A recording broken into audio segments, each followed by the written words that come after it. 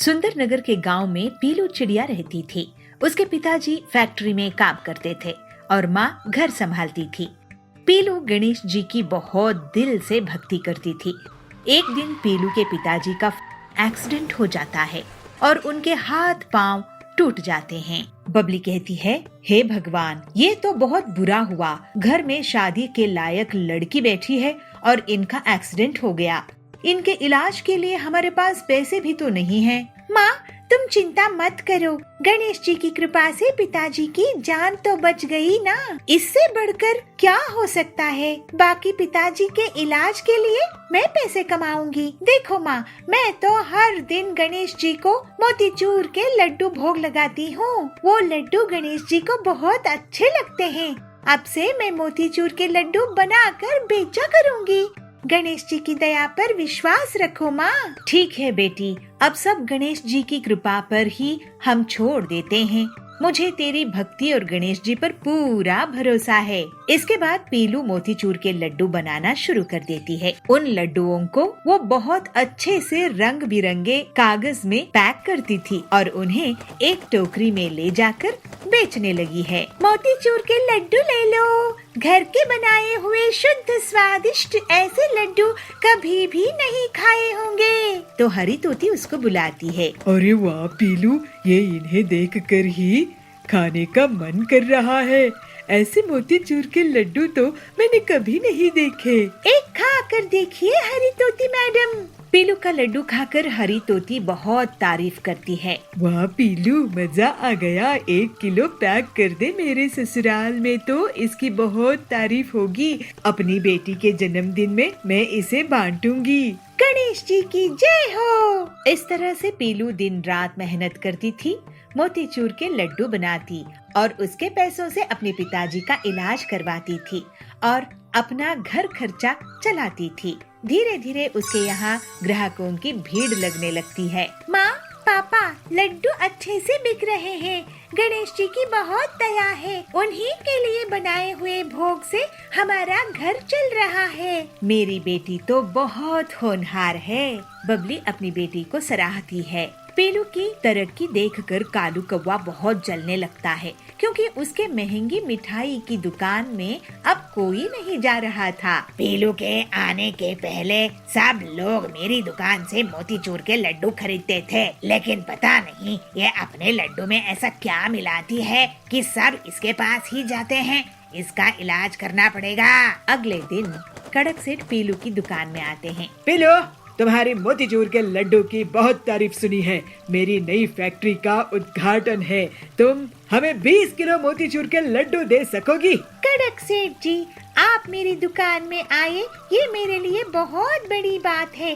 गणेश जी की कृपा से मैं आपका ऑर्डर पूरा कर दूंगी।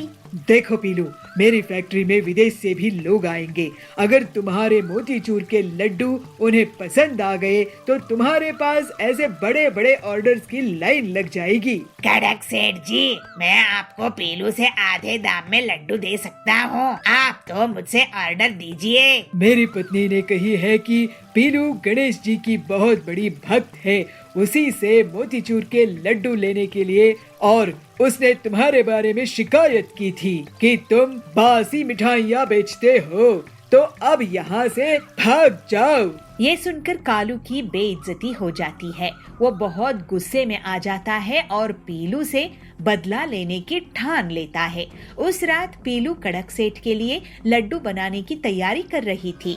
वो पूरी सामग्री को गणेश जी के सामने रखती है और उनसे प्रार्थना करती है। हे गणेश जी, आपकी कृपा से इतना बड़ा ऑर्डर मिला है।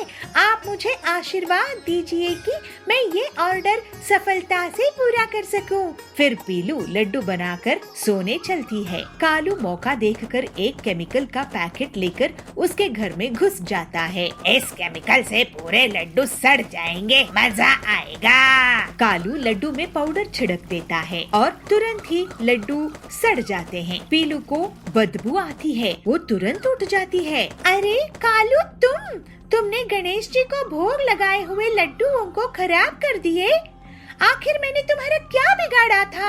मैं तुम्हारे लड्डू बर्बाद करने के लिए आया हूँ। तुम्हारे मोतीचूर के लड्डू से मेरे धंधे को नुकसान हो रहा है। अब तुम कड़क का ऑर्डर पूरा नहीं कर पाओगी, वो तुम्हें जेल में डलवा देगा। तुम्हें क्या लगता है तुम मेरा काम बिगाड़ दोगे? गणेश जी से डरो। मैं किसी से नहीं डरता और अब मैं चला। कल कड़क सेठ को मैं मोतीचूर के लड्डू दूंगा, मुझे इनाम मिलेगा। कालू जैसे ही भागने की कोशिश करता है तभी वहाँ पर गणेश जी प्रकट हो जाते हैं। गणेश जी कहते हैं, तुम बहुत दुष्ट हो कालू, अब मैं तुम्हें सजा दूंगा। इसके बाद कालू को गणेश जी की शक्ति उठाकर पटकने लगती है। मुझे माफ कर दीजिए गणेश भगवान, मैं जंगल छोड़कर चला जाऊंगा। भगवान गणेश जी आपकी जय हो, आपने मेरी रक्षा किए। बेटी, तू मेरी इतने दिल से भक्ति करती है, तुझ में कोई स्वार्थ नहीं है। तुझ जैसे भक्त अब तक मैंने कहीं नहीं देखे। मैं तेरी हर समय रक्षा करूंगा। इस तरह से कालू की पिटाई हो जाती है और वो जंगल से भाग जाता है। पीलू के मोतीचूर के लड्डू को गणेश जी अपने आशीर्वाद से ठीक कर देते हैं और उन्हें खाकर कड़क सेठ के मेहमान पीलू की बहुत तारीफ करते हैं। अब पीलू की दुकान इतनी चलती है कि वो अपने पिताजी का अच्छे से इलाज करवा लेती है। अब पीलू और उसका परिवार गणेश जी की भक्ति करते हुए हंसी खुशी रहने लगते हैं।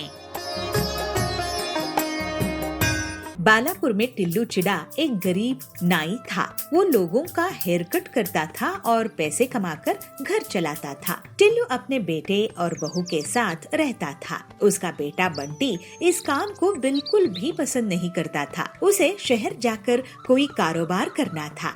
एक दिन टिल्लू का एक्सीडेंट हो जाता है। वो बंटी को बुलाकर कहता है, बेटा बंटी, हम खानदानी हेयर कट कर रहे हैं। मेरे पिताजी और मैं अपने घर के लिए रोटी इसी काम को करते हुए कमाए हैं। अब तू ही है जो ये बात नहीं समझता। मैं कितने दिन हूँ मुझे पता नहीं, इसलिए मैं तुझे एक चीज देना चाहता हूँ। ये ले, ये है वो कैंची जिसे हम सब कटिंग करते थे। ये रख और काम कर। क्या पिताजी, आपको जायदाद के नाम पर ये कैंची ही मिली थी? पता नहीं आप मुझे कभी समझ पाएंगे कि नहीं। मैं इस काम से नफरत करता हूँ। मैं कभी भी इस कैंची को नहीं इस्तेमाल करूँगा। अरे, आप अपने पिताजी से ऐसे कैसे बात कर सकते हो? जब आपकी आमदनी नहीं थी तब इनकी मेहनत से ही घर का पूरा खर्चा चला है। आप इनसे माफी मांगिए। पिताजी, मुझे माफ कर दो। इसके बाद कुछ दिनों में ही टिल्लू परलोक सिधार जाता है। ये लीजिए पिताजी की कैंची, अब इससे काम शुरू कीजिए। नहीं नहीं, मैं किसी का हेयर कट नहीं करूँगा। तो फिर आप अपने पिताजी को दिया वचन नहीं निभाओगे और घर का खर्च कैसे चलेगा?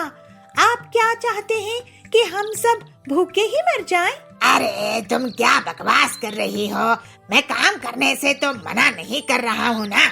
हाँ, तो फिर इस कैंची का इस्तेमाल करो और काम करो।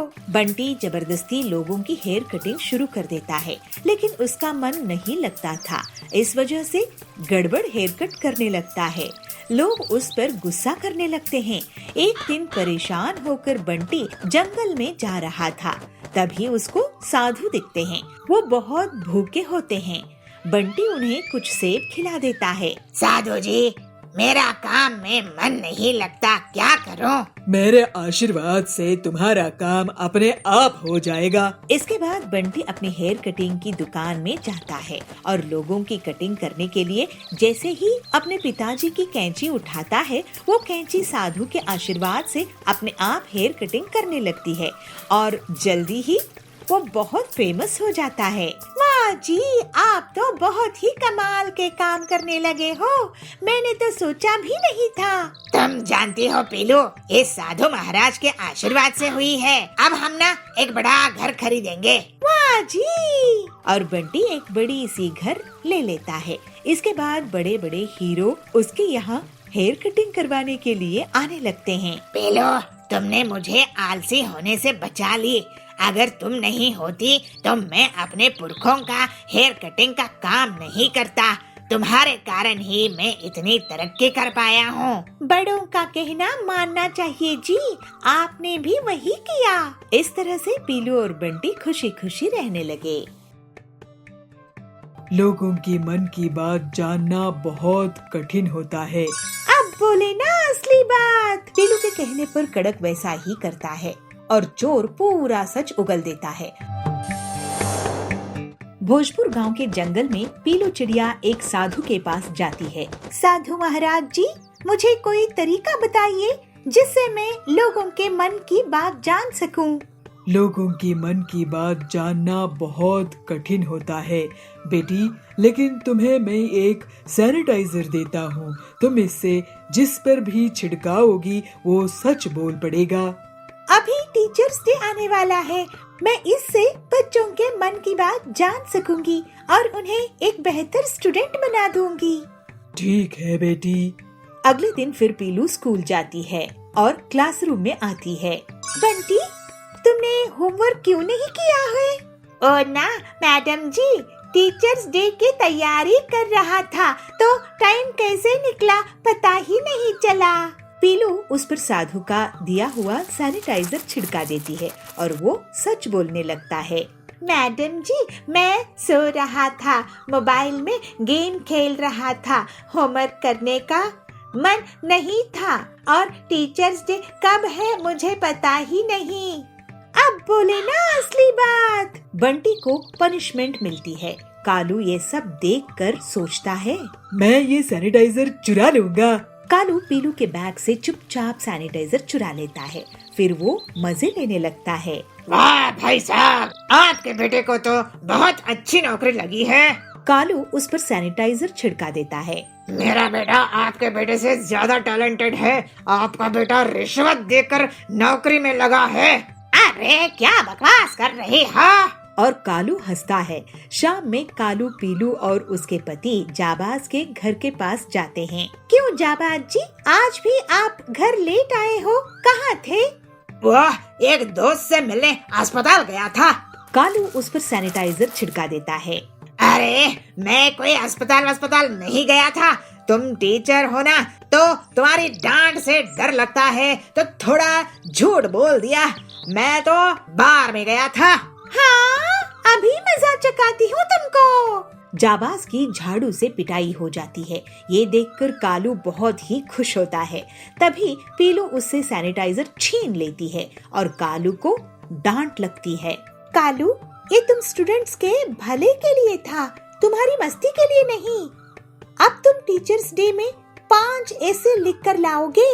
अगर कोई बहाना बनाए तो याद रखना, मेरे पास ये सच उगलने वाला सैनिटाइजर है।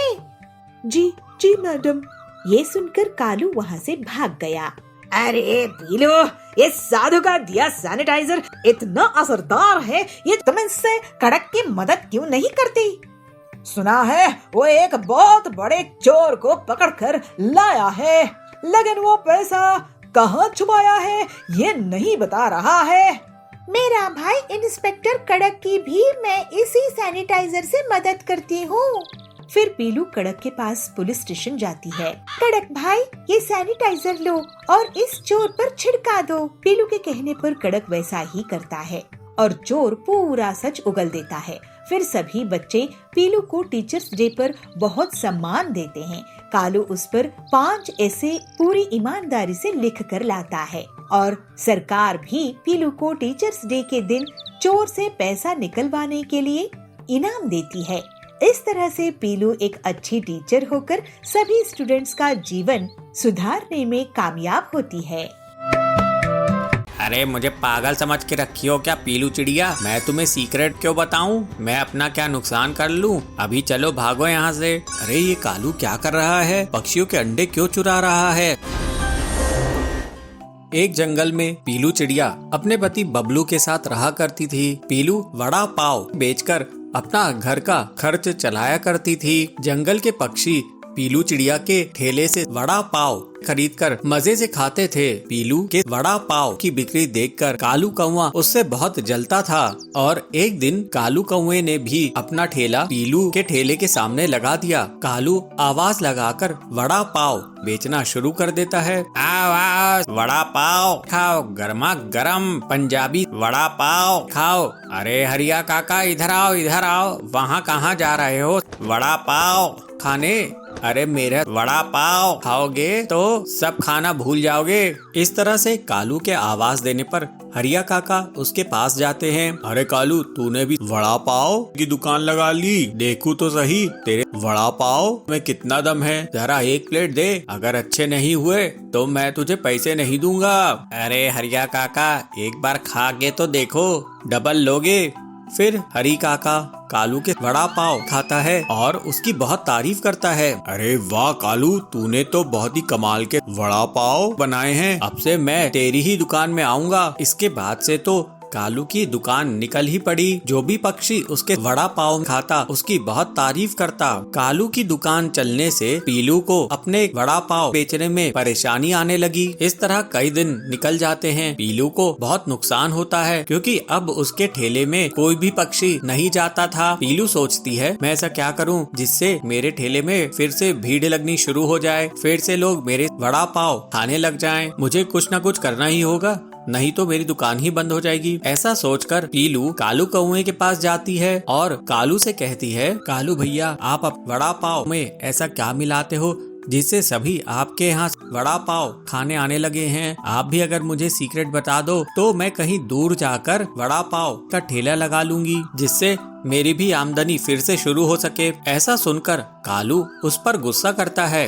अरे मुझे पागल समझ के रखी हो क्या पीलू चिड़िया? मैं तुम्हें सीक्रेट क्यों बताऊं? मैं अपना क्या नुकसान कर लूं? अभी चलो भागो यहाँ से। इस तरह से पीलू दुखी होकर वापस अपने ठेले पर आती है और सोचती है, लगता है अब तो मुझे अपना ठेला बंद करना ही होगा। फिर पीलू शाम में अपनी दुकान बंद करके घर की ओर लौट रही थी। तभी पीलू की नजर कालू पर पड़ती है और पीलू कालू का पीछा करने लगती है। वो देखती है कि कालू दूसरे पक्षियों के घोंसले से उनके अंडे चुरा रहा है। पीलू सोचती है, अरे ये कालू क्या कर रहा है, पक्षियों के अंडे क्यों चुरा रहा है? फिर पीलू कालू का पीछा करते हुए उसके घर तक पहुँच जाती है और देखती है कालू अंडों को ले जाकर वड़ा पाव के मसाले में फोड़कर मिला देता था। पीलू ये देखकर चौंक जाती है। वो सोचती है, ओह ये राज है कालू के वड़ा पाव के स्वादिष्ट होने का, ये तो बहुत गलत बात है। फिर पीलू तुरंत उड़कर पक्षियों के पास जाती है और उन्हें पूरा सच सच बता देती है। चिड़िया पीलू से कहती है, पीलू बहन, कल ही मेरे दोनों अंडे चोरी हो गए थे। मुझे लगा कि दुष्ट चीलू ने उन्हें चुरा कर ले गया है। दूसरी चिड़िया कहती है, हाँ बहन, परसों मेरे भी अंडे मेरे घोंसले से गायब हो गए थे। मुझे लगा कि कोई नाग सांप लेके चला गया है।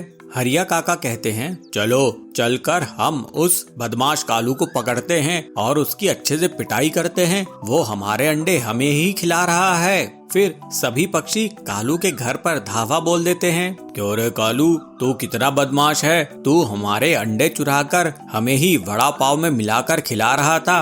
अरे तुझे शर्म है कि नहीं? हाँ कालू भैया, तुमको शर्म है कि नहीं? ये क्या तरीका है? तुम हमारे बच्चों को मार रहे हो, उन्हें पैदा ही होने नहीं दे रहे हो और उन्हें हमें ही खिला रहे हो। तुम इस जंगल में रहने के लायक नहीं हो। इतना कहकर पक्षी कालू की बुरी कदर पिटाई कर देते हैं। पिटाई खाकर कालू जंगल छोड़कर भाग जाता है। कालू के भाग जाने के बाद से सभी पक्षियों के अंडे फिर से सुरक्षित हो जाते हैं और पीलू की वड़ा पाव की दुकान एक बार फिर से चल पड़ती है। अब पीलू अपनी मेहनत से अच्छा खासा पैसा कमाने लगती है। इस तरह सभी पक्षी अब खुशी खुशी रहने लगते हैं। कुछ समय बाद उसकी शादी हो गई। उसके ससुर ने उसको तिजोरी की चाबी और बाकी सभी जिम्मेदारी सौंप दी। सिंदूर इसके बाद अपने पत्नी को बार बार कभी खाना, कभी चाय और कभी नाश्ता करवाते सताते रहता था। अब उसकी ससुर को इसके बारे में पता चला तो साधुपुर नाम की गांव में सिंदूर नाम का एक लड़का रहता था। वह देखने में बहुत सुंदर था, लेकिन उसकी एक आदत खराब थी कि वह खाना खराब करता था। वह ज्यादा खाना लेकर खाना फेंक देता था। कुछ समय बाद उसकी शादी हो गई। वह घर जमाई बन गया। उसके ससुर ने उसको तिजोरी की चाबी और बाकी सभी जिम्मेदारी सौंप दी और बोले, मैं अभी तक अच्छे से कारोबार चलाता आया हूँ। अब तुम्हें इन सब को कारोबार की जिम्मेदारी को निभाते हुए कारोबार चलाना है। सिंदूर ने अपनी ससुर की बातों को कबूल किया। सिंदूर इसके बाद अपने पत्नी को बार बार कभी खाना, कभी चाय और कभी नाश्ता करवाते सताते रहता था। अब उसकी ससुर को इसके बारे में पता चला तो वह सिंदूर को बोले, तुम्हें दिन भर में जो चाहिए एक बार में क्यों नहीं बोल देते? तो सिंदूर उदासी से कहता है, मैं तो एक साथ बोलता हूँ, लेकिन वो कम पड़ जाता है। सिंदूर के ससुर ने इसके बाद पकाया हुआ खाना कहाँ जाता है इसकी पता लगाने के लिए रसोई में थोड़ी नजर रखनी शुरू कर दी। कुछ दिन रसोई में देखने पर उनको पता चला कि सिंदूर की मांग के अनुसार ज्यादा खाना बनता और वह पूरा न खाने की वजह से बहुत सारा खाना फ्रिज में पड़ा रहता था। इसको देख के चिंतित ससुर सिंदूर को खाने की अहमियत के बारे में सिखाने की ठान ली। एक दिन उन्होंने सिंदूर को बुलाकर कहा, हमारे पहले वाले नौकर के बच्चे की तबीयत ठीक नहीं है, मुझे वहाँ जाना है, क्या तुम भी चलोगे? सिंदूर भी अपने ससुर के साथ जाने के लिए तैयार हो गया। अपने नौकर की बस्ती में जाकर सिंदूर के ससुर ने कहा, मैं अभी रास्ता पूछ कर आता हूँ। इसके बाद सिंदूर वहीं खड़ा रहा। सिंदूर ने एक घर के अंदर झांक कर देखा तो एक छोटा बच्चा भूख के कारण रो रहा था। उसकी माँ ने अपने अनाज के सारे डिब्बे बर्तन देखे, लेकिन वो खाली थे। यह देखकर सिंदूर को रोना आ गया। कुछ देर बाद उसके ससुर आए और उसको अपनी नौकर के घर लेकर गए। नौकर के घर जाने पर उसका लड़का बीमार लेटा हुआ था। जब सिंदूर के ससुर ने बीमारी का कारण पूछा तो नौकर ने कहा, ये घर से बचा हुआ भोजन लेकर खाया था, लेकिन उसको नहीं पता था कि वह खाना खराब था। उसको खा के बेटे की तबीयत खराब हो गई है। यह कहकर वह रोने लगा। कुछ देर के बाद सिंदूर और उसके ससुर अपने घर आ गए। घर आने पर सिंदूर अपनी ससुर के सामने हाथ जोड़कर क्षमा मांगते हुए आंख में पानी भर लेता है। जब उसकी ससुर ने कारण पूछा तो सिंदूर कहता है, मैं खाने को कितना बर्बाद करता था और किसी को खाने के लिए 2 वक्त की रोटी भी नहीं है। अब के बाद मैं खाने को कभी बर्बाद नहीं करूंगा। सिंदूर को खाने की कीमत महसूस होने पर उसके ससुर खुश हो जाते हैं और सिंदूर ससुर से कहता है, हमें अन्न को कभी भी बर्बाद नहीं करना चाहिए। इसके प्रायश्चित के लिए मैं अपनी हैसियत के हिसाब से हर दिन अन्नदान का बीड़ा उठाता हूँ। कहते हुए प्रसन्नता से अपने घर के पास के मंदिर जाके अन्नदान पे जुट जाता है। इस पीलू को हराने का तरीका सोचना होगा। अरे वाह कालू भाई, क्या सोडा है। कालू इतनी रात में गहरे जंगल में कहाँ जा रहा है? भिलाईपुर के गांव में पीलू सोडा बेचा करती थी। पीलू का सोडा बहुत बिकता था। पीलू घरेलू तरीके से रंग बनाया करती थी और बहुत अच्छे से अलग अलग फ्लेवर्स बनाकर बेचा करती थी।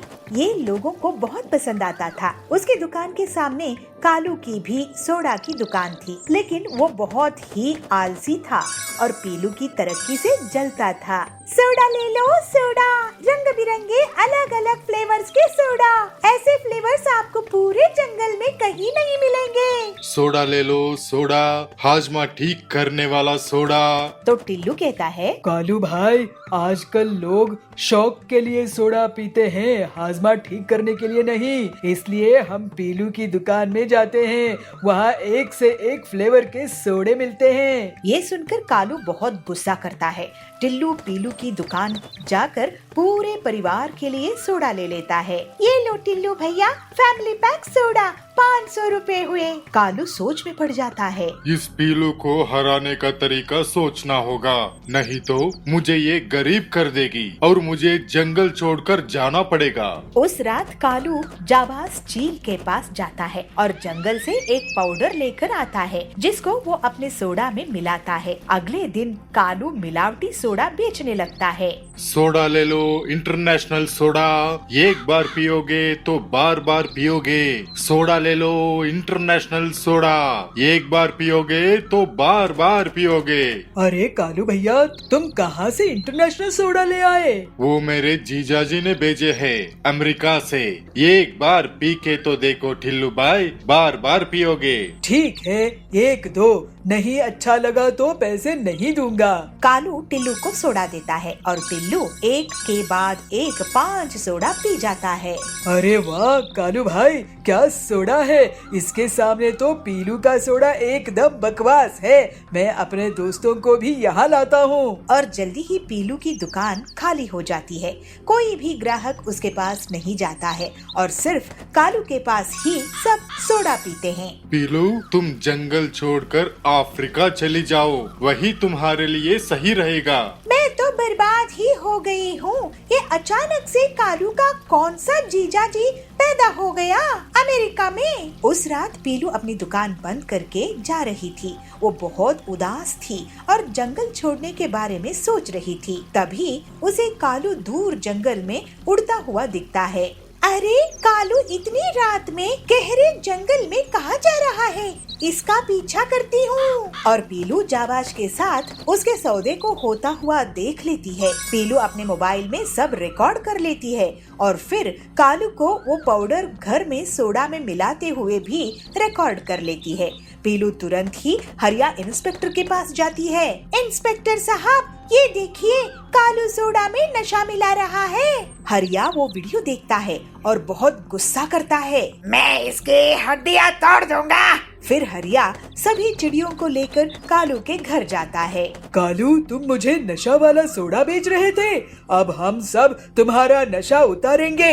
ऐसे टिल्लू कहता है। कालू की बहुत पिटाई होती है और फिर उसे जेल हो जाता है। इस तरह से पीलू अपनी ईमानदारी के कारण जंगल में अकेली सोडा बेचने वाली रह जाती है और अपना जीवन हंसी खुशी बिताने लगती है। कब समझेंगे ये लोग गरीब लोग? ये कथा वथा सुनने नहीं आया हूँ और हमें वृत्त में ऐसे काम नहीं करवाना चाहिए। ये कौन है? मुझे तो बहुत डर लग रहा है।